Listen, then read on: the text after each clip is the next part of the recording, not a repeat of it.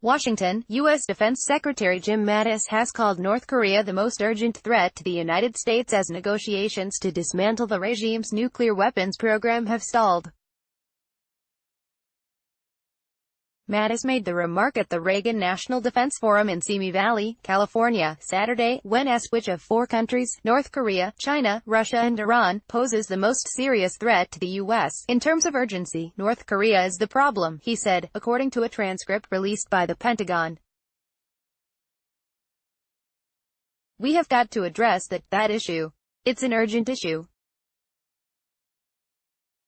That's why the United Nations has Security Council resolutions that are unanimous. AP, the Security Council passed a series of sanctions resolutions last year to punish North Korea for its tests of intercontinental ballistic missiles and nuclear weapons. How many times, ladies and gentlemen, do you see repeatedly China, France, the United Kingdom, Russia, the United States and more all voting with one voice, Mattis said, referring to the permanent members of the UN Security Council.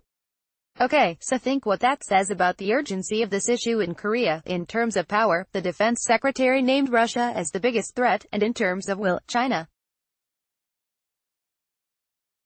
U.S. President Donald Trump has expressed a commitment to resolving the North Korean nuclear issue, saying over the weekend that he intends to have a second summit with North Korean leader Kim Jong-un in January or February.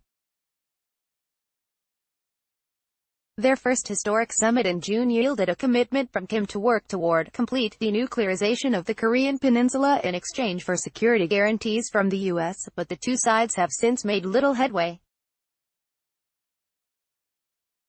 Mattis said the effort to remove North Korea's nuclear weapons is clearly in the diplomats' hands. We have been able to actually reduce some of our exercises as a sincere measure, to say we want the diplomat to succeed, he said, referring to the suspension or scaling back of joint military exercises between South Korea and the U.S. None of us thought this would be easy, that it would be automatic, that it would follow a script, so we're going to have to roll up our sleeves and keep at it, he added. The toughened sanctions have been a sticking point in negotiations between Washington and Pyongyang, with the North demanding relief and the U.S. insisting that denuclearization be complete and verified before any provision of concessions. Life is not good there, said Mattis.